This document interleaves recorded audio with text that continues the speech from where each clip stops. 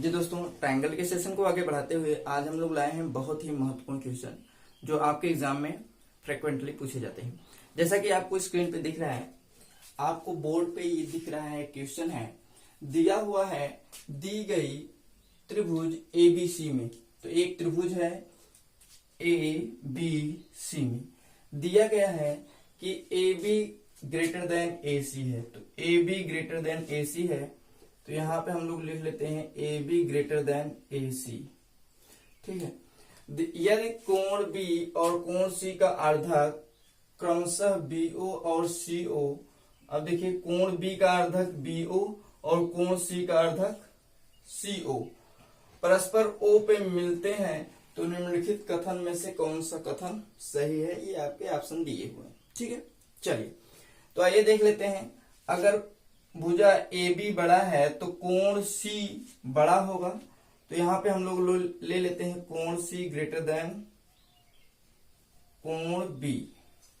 ठीक है, इसी को हम लोग आगे बढ़ा लेते हैं। तो कह रहा है कोण बी का अर्धक और कोण सी का अर्धक, तो अर्धक कर लेते हैं। तो कोण एक सी का अर्धक करेंगे तो हाफ कोण सी ग्रेटर देन तब पर भी होगा हाफ कोण बी। ठीक है, चलिए तो आइए हम लोग इसको आगे बढ़ाते हैं। इसको अगर हम लोग आगे बढ़ाते हैं तो ध्यान दीजिए,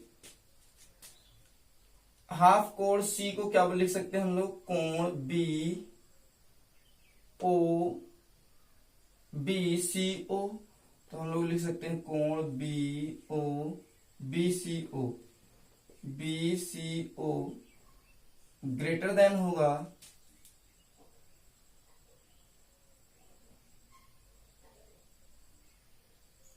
कोण, ग्रेटर देन होगा कोण सी बी ओ। कोण सी बी ओ। ठीक है, अगर हम लोग भुजा लिखना चाहें, भुजा, तो यहां पे कोण बी सी ओ। बी सी ओ इसके सामने की भुजा जो होगा बी ओ होगा, या ओ सी दिया हुआ है तो ओ बी ले लेते हैं हम लोग। यहाँ पे ओ बी होगा greater than C B O. C B O इसके सामने वाली भुजा क्या है? ओ सी है, तो हम लोग लिख लेते हैं इसको ओ सी। ठीक है, तो देखिए एक आपको इक्वेशन में रहा है ओ बी ग्रेटर देन ओ सी। तो देखिए इसमें दिया हुआ है, आपको ऑप्शन नंबर ए में दिया हुआ है ओ बी ग्रेटर देन ओ सी। ठीक है, तो ये आपके ऑप्शन नहीं होंगे, ऑप्शन सिर्फ आपका ए नंबर से होगा। इस तरीके से हम लोग इस प्रकार के क्वेश्चन को बहुत ही कंसेप्चुअली सीख लेते हैं। आइए देख लेते हैं हम लोग नेक्स्ट क्वेश्चन को।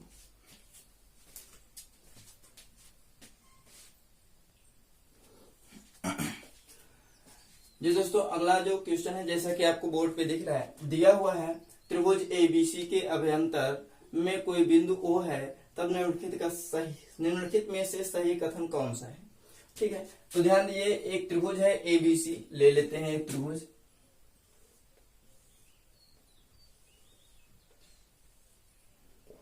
A B C. ठीक है, कह रहा है एक त्रिभुज एबीसी है, इसमें अभ्यंतर मतलब अंदर अंदर कोई बिंदु ओ है मान लेते हैं। तो यहां से इसको मिलाएंगे, फिर इसको मिलाएंगे, फिर इसको मिलाएंगे, ये हो गया ओ। ठीक है, अब ये कह रहा है तो निम्नलिखित में से ओ ए ओ बी ओ सी दिया हुआ है। तो आइए देख लेते हैं हम लोग त्रिभुज अलग अलग त्रिभुज ले लेते हैं। पहले इसको ले लेते हैं। ठीक है, तो अगर हम लोग देखेंगे त्रिभुज इसमें, तो जानते हैं त्रिभुज के दो भुजाओं का योग जो होता है तीसरी भुजा से बड़ा होता है। तो यहां पे हम लोग लेते हैं ओ बी प्लस ओ सी। ओ बी प्लस ओ सी ये ग्रेटर देन होगा, क्या होगा? ग्रेटर देन होगा किससे? बीसी से। होगा कि नहीं होगा? वैसे ही हम लोग इस वाले को ले लेते हैं। तो यहां पे ओ ए ऊपर लिख लेते हैं इसको ओ ए, देखिए ओ ए और plus O B greater than हो जाएगा ए बी से। किससे होगा? ए बी से। तो ये वाला हो गया, ये वाला लेते हैं त्रिभुज। अब इसमें ओ सी और प्लस ओ ए, ओ सी प्लस ओ ए ग्रेटर देन होगा किससे? ए सी से या सी ए से हो जाएगा, जैसा भी आपको ऑप्शन में दिया हुआ है देखते रहिए ना। तो इस तरीके से हो जाएगा। इन तीनों को हम लोग जोड़ लेते हैं। मान लीजिए आप ये equation number 1, equation number 2, equation number 3 हो गया, ठीक है। अब तीनों ऑप्शन को क्या करेंगे? हम लोग जोड़ लेंगे।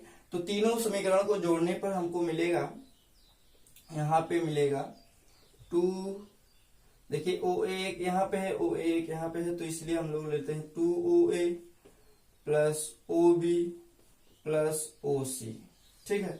और ये जो ग्रेटर देन है, ग्रेटर देन लगा रहेगा, तो यहाँ पे हो जाएगा आपका A B plus B C plus C A, ठीक।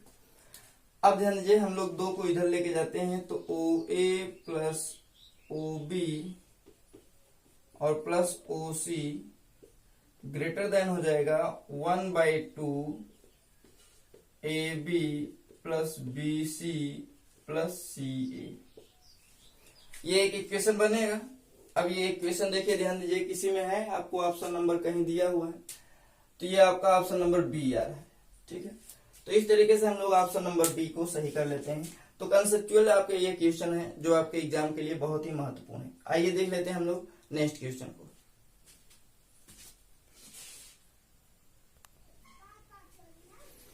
ध्यान दीजिए, अगला जो क्वेश्चन है हमारा, जैसा कि आपको बोर्ड पे दिख रहा है, दिया हुआ है त्रिभुज एबीसी तथा त्रिभुज डीईएफ। तो त्रिभुज एबीसी यहाँ पे देखिए ए बी सी है।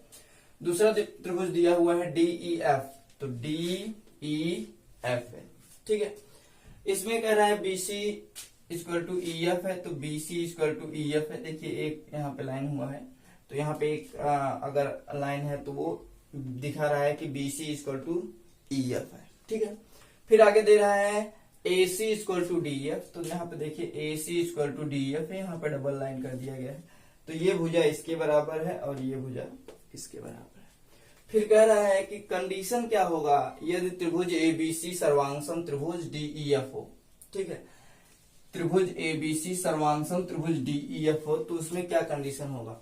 तो हमने आपको सर्वांगसम होने के, 2 त्रिभुज सर्वांगसम तब होंगे, ये कंडीशन आपको बताए हैं।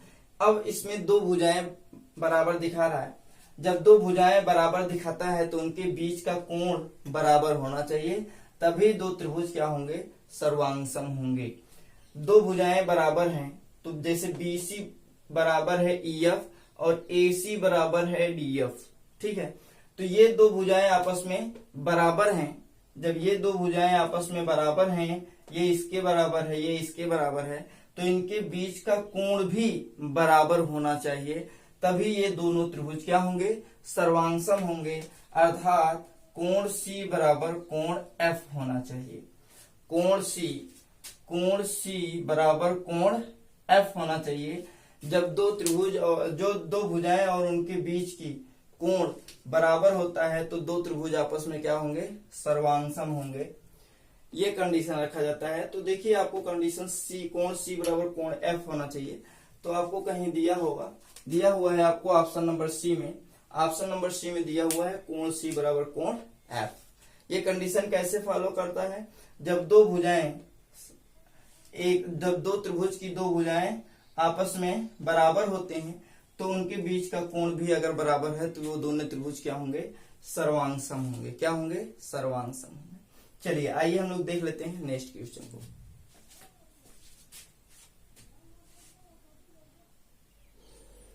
चलिए ध्यान दीजिए, आपको अगला क्वेश्चन आपको बोर्ड पे दिख रहा है। दिया हुआ है त्रिभुज ABC। मान लेते हैं एक त्रिभुज है,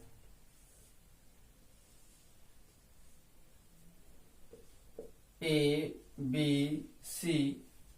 उसके बाद एक त्रिभुज DEF है, दूसरा त्रिभुज है।